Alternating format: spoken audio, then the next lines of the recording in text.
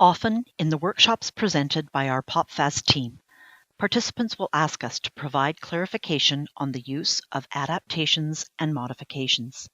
This continues to be a confusing aspect of developing appropriate educational programs for students with learning challenges. So what are some of the questions raised about adapting and modifying?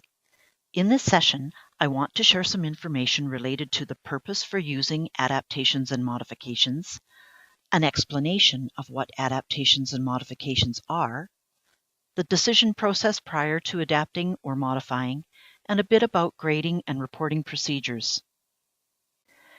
In the current BC Special Education Manual of Policies, Procedures and Guidelines, equitable access to learning and opportunities for achievement for all students is a key message.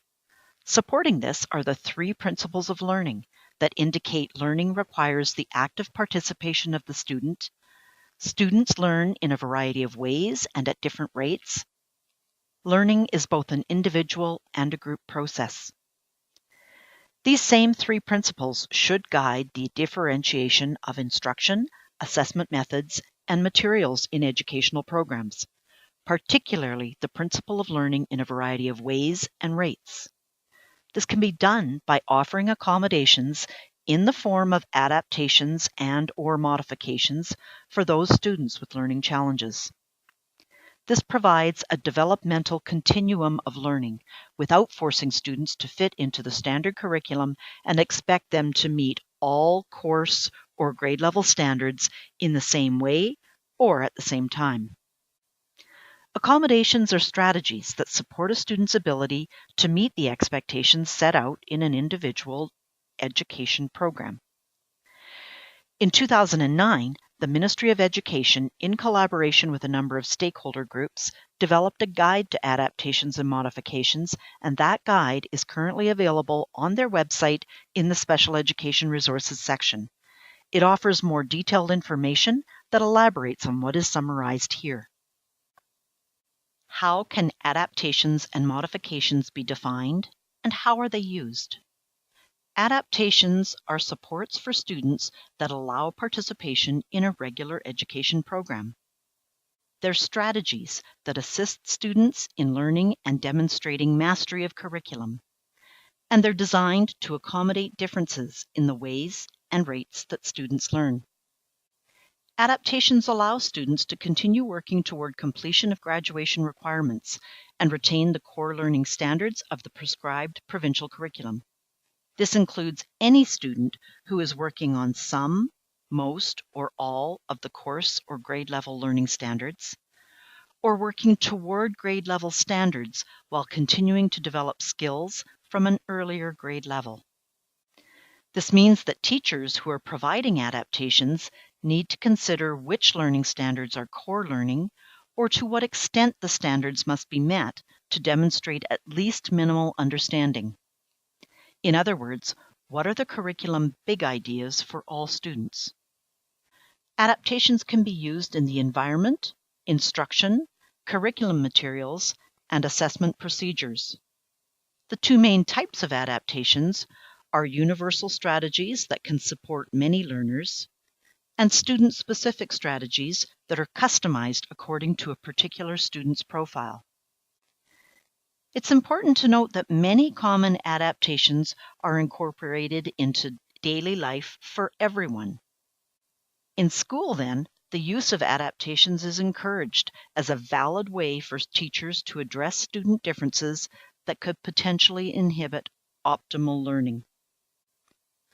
A record of the adaptations provided for a student should be kept to document what is currently being used and to support future instructional needs.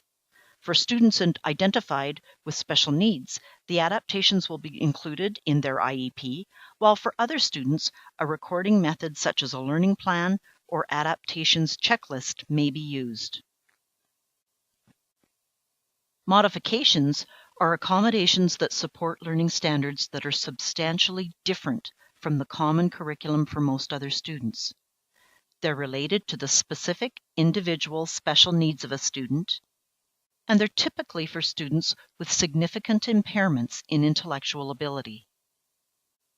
Modifications are intended to support students with medical or cognitive challenges that impede their ability to meet provincial learning standards, those with fragile mental or physical health, or limited awareness of their surroundings. Modifications generally support longer-term educational, career, and life goals for a student. They may form a part rather than all of an educational program, and they will lead to a school completion certificate, also called an evergreen certificate. Modifications must be documented in the student's IEP. For most students with special needs, modifications support their participation in classroom activities, even though the goals for their participation differ from those set out in the provincial curriculum. Reviews of student progress and the potential to graduate need to take place as students enter high school. The decision that a student will not be able to meet graduation requirements, however, does not need to be made until grade 10, and whenever it is considered, it must include consultation between the educational professionals involved and the parents. For some students, a program with modifications will clearly be appropriate at an earlier grade level, but for others, waiting can make allowance for possible learning gains until the gap in achievement becomes too great for the student to meet expectations for graduation. As mentioned, program modifications were initially intended for students with intellectual disabilities that impacted their ability to learn. So one of the first questions that should be asked in the decision process is, does this student have the intellectual, physical, and emotional capacity to learn and demonstrate understanding in relation to the core learning standards of the provincial curriculum? Even if that learning takes place at a slower rate than regular students, for as long as we are seeing evidence of continuous skill development toward grade level achievement, we should be providing adaptations instead of modifications. The decision procedure includes a review of the student's assessment information, all the instructional strategies and interventions used, and the student's level of achievement. It includes consultation with parents, teachers, and the school-based team. And remember that the decision about accommodations is not always all or nothing, or even forever. It's important to consider for which courses and subjects they are needed, which learning standards, what are the long-term goals of the student, and is it consistent with the decision-making flowchart provided in the ministry document?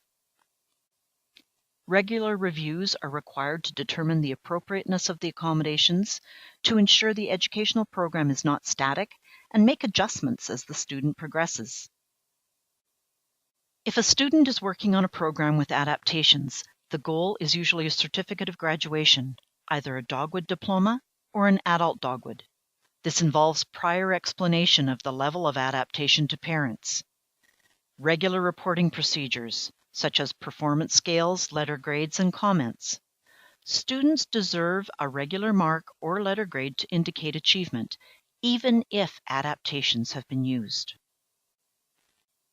It involves assessment in relation to the curriculum learning standards, and an indication of the adaptations is in the student's progress report, along with an explanation of the grade level skills being developed. If it is a program with modifications, the goal usually leads to a school completion certificate, also called the Evergreen Certificate. Report cards may include letter grades and/or structured written comments. The report format is decided collaboratively at the school level. And letter grades can be given in relation to the IEP goals, not grade level learning standards. The use of a rubric created to inform letter grade decisions can be helpful. Specific IEP goals should be included on the progress report. In summary, our focus is on equitable access to learning for each student. Differentiated instruction includes planned variation in the content covered, the instructional processes, and the products that allow students to show what they know. Accommodations, which could be adaptations or modifications or both, are the supports that outline how all students can best be included. Children already come to us differentiated in their abilities, interests, and learning styles. It just makes sense that we differentiate instruction to offer them the best chance possible of achieving success. It's really all about personalizing our instruction and assessment methods to meet the needs of all students.